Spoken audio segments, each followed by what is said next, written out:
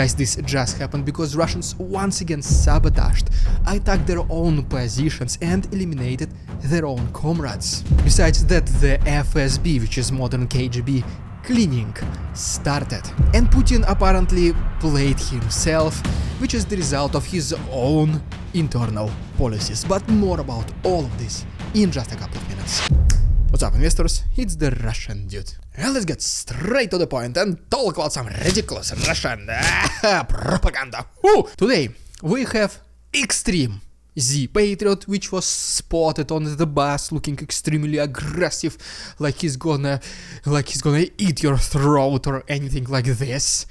But apparently he's not that much like this. A guy who was taking picture of him decided to approach him, talk with him, and he turned out to be maybe even a good guy because he allowed to take even more pictures of his ridiculous tattoos, literally on his face and on his head.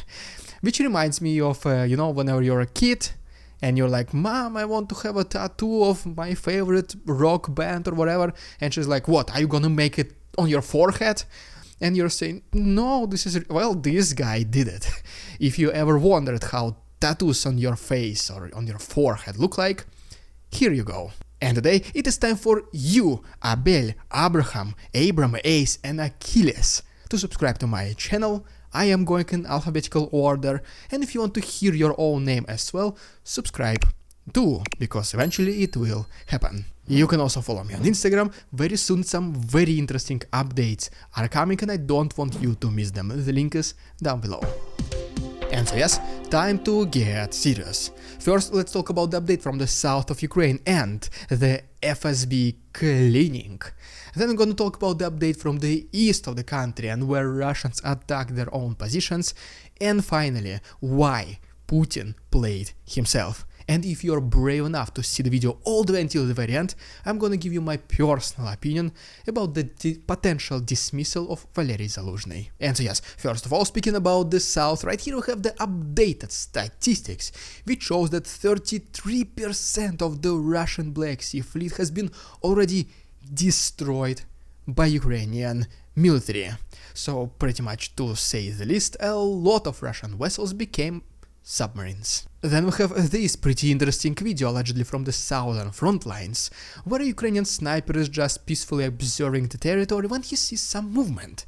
And apparently this is one of Russian soldiers is using this invisibility cloak which spoke about a couple of episodes ago, which as you can see is not that invisible.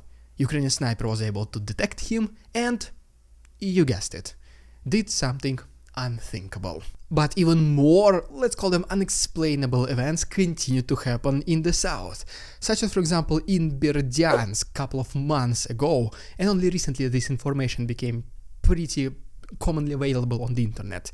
A car with 4 Russian FSB modern KGB officers has been destroyed. Then it was Mariupol, a little bit more to the east, where yet another car with the local so-called authority/policeman, which in fact also is a FSB officer, has also been destroyed potentially by Ukrainians. And whenever those people, they probably started thinking, well, if we're in Russia we will be safe. Well, that's not exactly the truth, because right here is a video from Bryansk, where another car with FSB officers has been ambushed by Ukrainian sabotage group. So long story short, it is pretty big coincidence why so many high-ranking officials inside Russia started to be eliminated like flies within the short period of time, and all of them belong to FSB in one way or another. So pretty, once again, interesting whether it is Russians who are doing cleaning of these ranks, or this is just purely coincidental Ukrainians who eliminate and the targets end up to be FSB officers. But the fact is the fact. A very big spring cleaning started inside the FSB. And guys, as always, you can see fully uncensored episodes of The Russian Dude plus hundreds of footage every single day on my Patreon, but I also decided to do something very new. I would like to make short live streams on my Patreon around 10 PM Eastern Standard Time, so if you want to see me, talk to me, ask me personal and not personal questions, and just hang out for some time, please once again go ahead and check my Patreon, link is down below. There is 1 week of free access for every single one of you to try. And so yes, now back to the news. Now let's talk about the situation in the east of Ukraine where Russians attack their own comrades, and then we'll talk about Putin and Zaluzhny. First of all, we go once again to Kharkov, where unfortunately recently another civilian infrastructure has been destroyed by Russians. Recently, unfortunately, there are casualties. And then across the border we have this picture from Belgrade where yet another infrastructure of Russians, potentially one more electrical substation, has been targeted and destroyed by Ukrainians. Next we go to the actual eastern front lines, and our first stop brings us to Yempolivka, located right here, where as a result of unsuccessful Russian assault, Ukrainians were able to destroy at least 3 armored vehicles of Russians. And then all the way down going to Avdiivka, unfortunately Russians continued their advancement to the crucial so-called Road of Life, which Ukrainians heavily use to resupply themselves. And right now Russians are controlling approximately 15 to 20% of the city, and it is estimated to be only 800 meters until this road, until the total control of it by Russians. As we go a little bit more to the south to Nova Mikhailivka, recently as a result of another unsuccessful attempt by Russians, they lost a lot of armored vehicles. Specifically, it was confirmed visually 13 of them, 2 tanks, 4 armored personnel carriers and 6 infantry fighting vehicles. And in addition to that, one more potentially engineering type of vehicle has also been destroyed. To the south of Novomikhailivka, this small settlement is called Salotke, where Ukrainian first-person view drones were able to destroy a Russian mortar called Tulpan. The cost of each drone is only several $1,000s.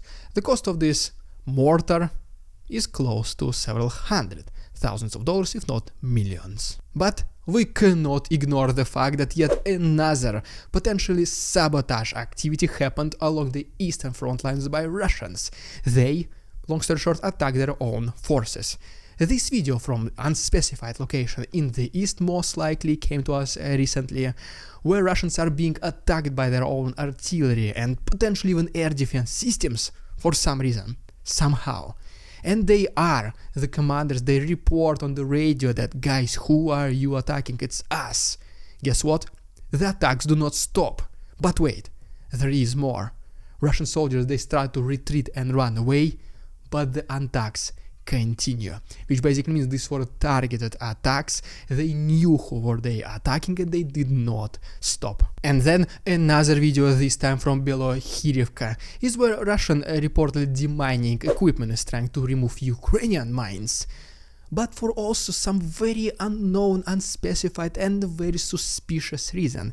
Instead of trying to demine Ukrainian mines, it started doing this against their own Russian mines, which were in very close proximity for the Russian positions. And as a result of this, some structures and also some people were injured, potentially some of them were eliminated. And yes, all these full versions of these videos also on my Patreon, link is down below. And so yes, now you might ask, why there is such a big miscommunication, to say the least, within the Russian ranks? What about the highest military commandment, or maybe even Putin himself? Do they know about that this is happening?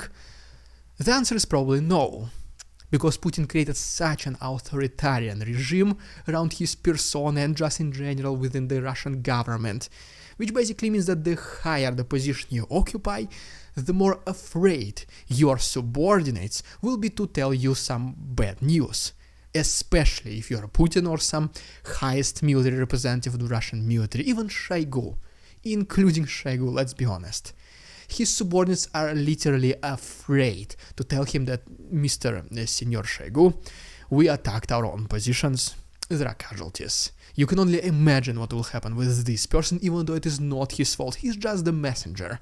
But you get the idea. So basically what I'm trying to say here is that Putin literally played himself. He created such a political structure around him that the good news are only being delivered, reported to him, and he only acts because according to him everything is normal, everything is perfect, the war in Ukraine is victorious, and so he's like, okay, let's keep doing this war. Because simply he does not receive almost any bad news at all, unless they are huge.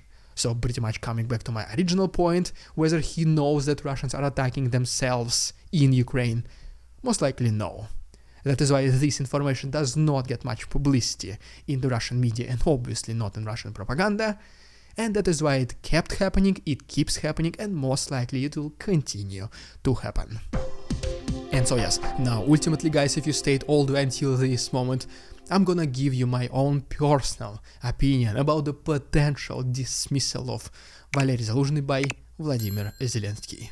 I personally think that he is an extremely good commander. He was able to defend Ukraine, return big territories, Kharkov, Kherson, and just not to lose to Russia in these 3 days like Russians wanted to do originally, even though at that time Ukrainian army was not as powerful as it is right now, and it was not prepared at all for this unexpected attack, which to be honest nobody expected that it will happen, even including the Russian elite.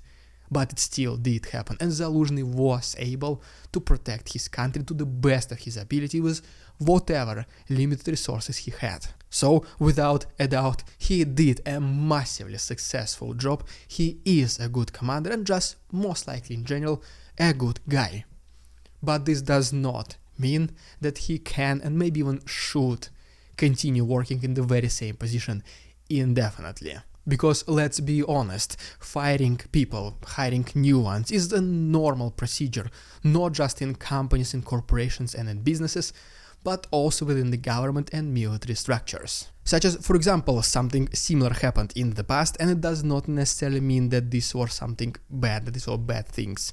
And what I'm specifically referring to is whenever Lincoln fired McClellan during the Civil War in the US, Gary Truman fired MacArthur during Korean War, and Obama, who was firing McChrystal and McKiernan during the war in Afghanistan. Even though Valery Zaluzhny is pretty much an exceptional military commander, it does not mean that he's the only one.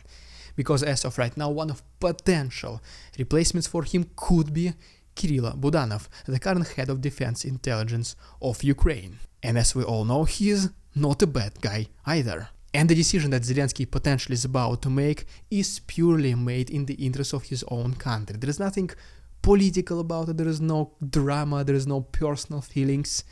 He just wants what's best for his own country. And if best is replacing your one of best military commanders, well, so be it. I'm not the president of Ukraine. I'm almost positive, guys, you are not either. Unless, Vladimir, you're watching this video, so thank you so much.